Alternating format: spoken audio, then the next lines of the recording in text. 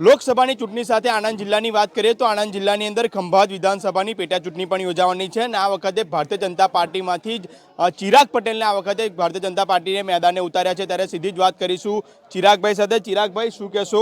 ભારતીય જનતા પાર્ટીએ આ વખતે ફરી વખત મોકો આપ્યો છે, અગાઉ પણ ધારાસભ્ય રહ્યા અન્ય પક્ષમાંથી, ત્યારે હવે ફરી વખત ભાજપે મોકો આપ્યો છે। કયા પ્રકારનો જનપ્રતિસાદ મળી રહ્યો છે, શું કહેશો આપ? ભારતીય જનતા પાર્ટીએ જ્યારે ખંભાતની સેવા કરવાનો મોકો આપ્યો છે ત્યારે આપ જોઈ જ રહ્યા છો કે આ પ્રવાસમાં મારી સાથે જ જોઈ રહ્યા છો કે લોકોનું જનસમર્થન કેટલું મળી રહ્યું છે અને જે આખા દેશના લોકોએ નક્કી કર્યું છે કે અબકી બાર 400 પાર અને લોકસભાની ગુજરાતની 25 બેઠકો 26 હતી પણ એક સીટ તો 19 લાખ મતોથી જીતી ગયા છે સુરતની અને બાકીની 5 લાખની લીડથી પણ વધારે સીટ જીતવાના છે। ત્યારે ખંભાતના મતદારોએ નક્કી જ કર્યું છે કે આ વખતે ખંભાતમાંથી લોકસભા અને વિધાનસભાના ઉમેદવારને 1 લાખની જંગી મતથી લીડથી બંને ઉમેદવારને જીતાડવાના છે। ચિરાગભાઈ, કયા પ્રકારના મુદ્દાને લઈને આપ પ્રજા પાસે અત્યારે હાલમાં જઈ રહ્યા છો? જે નરેન્દ્રભાઈ મોદીનું શાસન છે અને નરેન્દ્રભાઈ મોદીએ દરેક સમાજને સાથે લઈ ચાલી અને દરેક સમાજનો અને છેવાડાના માનવી સુધીનો જે નરેન્દ્રભાઈએ વિકાસ કર્યો છે, ભાજપની સરકારે કામો કર્યા છે, એ વિકાસના કામોની હરણફાળ જોઈ અને અમે લોકોની પાસે જઈ રહ્યા છીએ અને ખૂબ સારો પ્રતિસાદ જનતા જનાર્દનનો અને આશીર્વાદ અમને મળી રહ્યા છે। ચિરાગભાઈ, સાથે સાથે ખંભાતનો એક પેચીદો પ્રશ્ન કહેવાય છે ખારા પાણીનો, તો આ ખારા પાણીના પ્રશ્નને લઈને આપની શું કયા પ્રકારની રજૂઆત રહેશે આગામી સમયની અંદર? આપના માધ્યમથી ખંભાત શહેર અને તાલુકાની જનતાને પણ જણાવવા માગું છું અને આપને પણ જણાવવા માગું છું મીડિયા મિત્રોને કે શહેર અને તાલુકાની પાણી પીવાની યોજના એટલે કે નર્મદા આધારિત મીઠા પાણીની યોજના આદરણીય ભૂપેન્દ્રભાઈ પટેલની ભારતીય જનતા પાર્ટીની સરકારે મંજૂર કરી દીધી।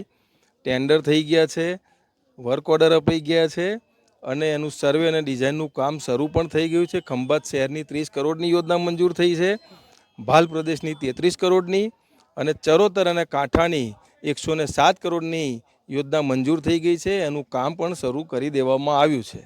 આગામી સમયની અંદર ખંભાતને કઈ દિશા પર આપ જોવા માંગો છો? કયા પ્રકારના કામો ખંભાત શહેરની અંદર થશે તેવી આપની કઈ પ્રકારની આપણે જોવા માંગો છો આપ ખંભાત શહેરને? ખંભાત શહેરના યુવાનો માટે રોજગારલક્ષી જીઆઈડીસી ભાગ 2ની પણ દરખાસ્ત કરી દેવામાં આવી છે સરકારશ્રી લેવલે અને આદરણીય મુખ્યમંત્રી સાહેબે હકારાત્મક અભિગમ દાખવ્યો છે અને ચૂંટણી પછી એ જીઆઈડીસી ભાગ 2ની પ્રક્રિયા સરકારશ્રી દ્વારા કરવામાં આવશે। જ્યારે ભાલ પ્રદેશની વાત કરવામાં આવે તો ખેડૂતોને ખૂબ મોટું પાણીનું અત્યારે ક્યાંક તકલીફ હોય છે, તો આગામી સમયની અંદર ચિરાગ પટેલ આ ખેડૂતોને કેવી રીતના મદદરૂપ થશે?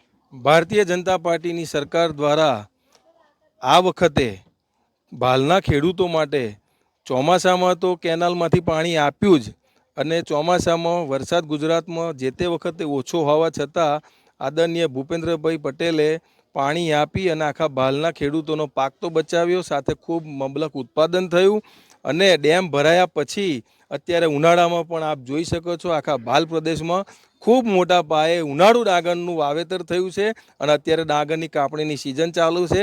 એટલે નરેન્દ્રભાઈ મોદીએ કહ્યું હતું કે મારા દેશના ખેડૂતોની આવકમાં હું ડબલ કરી આપીશ, એ મારા ભાલના ખેડૂતોએ સાબિત કરી આપ્યું છે।